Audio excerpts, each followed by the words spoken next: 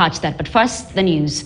Now, police have exhumed 18 more bodies of people believed to be followers of controversial Pastor Mackenzie, bringing the total number of bodies recovered to 39. The bodies were exhumed from 2 freshly marked graves in Shakahola village, Malindi. Pastor Mackenzie is said to have directed his followers to fast to death so that they can meet Jesus. Leaders have called on Christians to be more cautious with their church leaders. Now, as Willie Lusige reports, the Ministry of Interior has ordered the entire Shakahola forest sealed off and is now treating the incident as a massacre.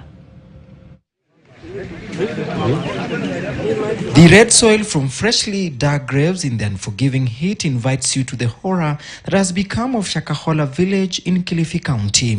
Na jana tukapata miili 14, in total ikawa ni 21.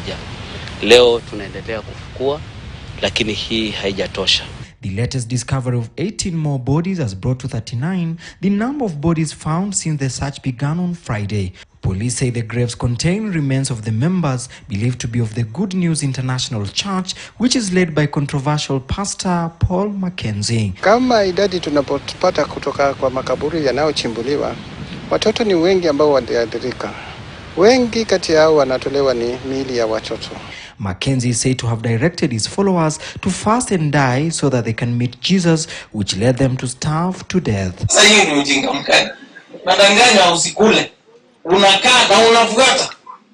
One of the reasons ama kiini kikubwa watu wanapotea ni kutaka kupata mambo ambao ni ya kiroho kwa kimwili.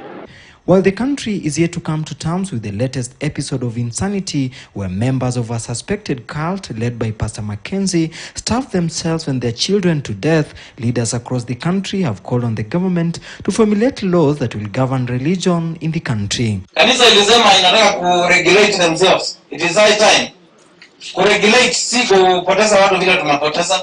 Kuangalia ya mambo. Saa hii kwa Malindi, hatujui hapa inaweza tokea lini ama mahali pengine katika taifa letu. Nyakati za mwisho, manabii wa uongo, makristo wa uongo watakuja kupoteza watu wale ambao hawajapandwa vizuri katika neno.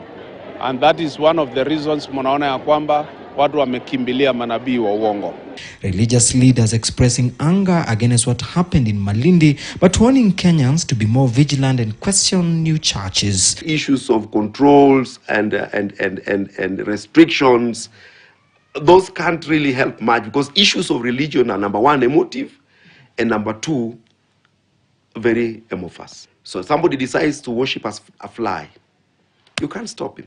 Can formulation of strict laws governing religion and churches in Kenya be the end of churches turned to cults? Many of these ministries are under the Society Act and they are registered.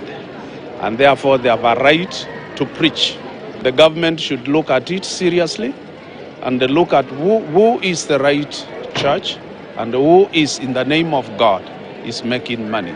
Church leaders calling on Christians to take their responsibility in questioning teachings by religious leaders. So the moment any form of teaching goes to the extreme, it loses the balance, people are misled. Meanwhile, police reported early on Saturday that Mackenzie was on a hunger strike. They said he had refused to take even a glass of water on claims he was fasting and praying. The Bible says, men and women who will not listen to the proper teaching will get lost. And they must be careful that men are out to lie.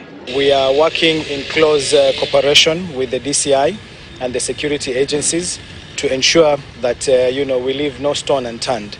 At the same time, Kithure Kindiki, the Cabinet Secretary for Interior and National Administration, has warned the churches. In his statement, and I quote, "While the state remains respectful of religious freedom, this horrendous blight on our concerns must lead not only to the more severe punishment of the perpetrators of the atrocity on so many innocent souls, but tighter regulations including self-regulations of every church, mosque, temple and synagogue going forward."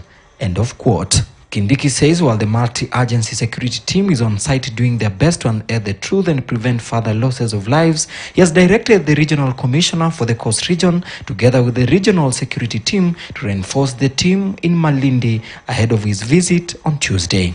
Willis Geketi News, Nairobi. To politics, the Azimio la Umoja One Kenya Alliance will now resume demonstrations